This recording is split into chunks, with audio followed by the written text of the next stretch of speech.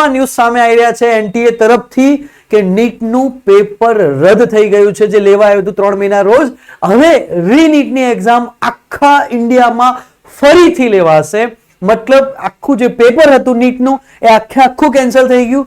હવે ફરીથી એક્ઝામ નીટની કન્ડક્ટ થશે, જેની ડેટ અને બધું આપણે જોઈ લઈએ કે કઈ રીતે હશે.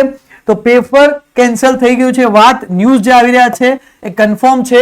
આપણે એનટીએ ની ઓફિશિયલ સાઇટ પર જઈએ બેટા કે એનટીએ અહીંયા એક ટ્વીટ કરી છે. ટ્વીટમાં શું લખ્યું છે? In the continuation of the press release of the date 10 May 2026 the National Testing Agency wishes to inform the candidate, parents and member of the public of the following decision taken in the respected of the. ચિંતા ના કરતા.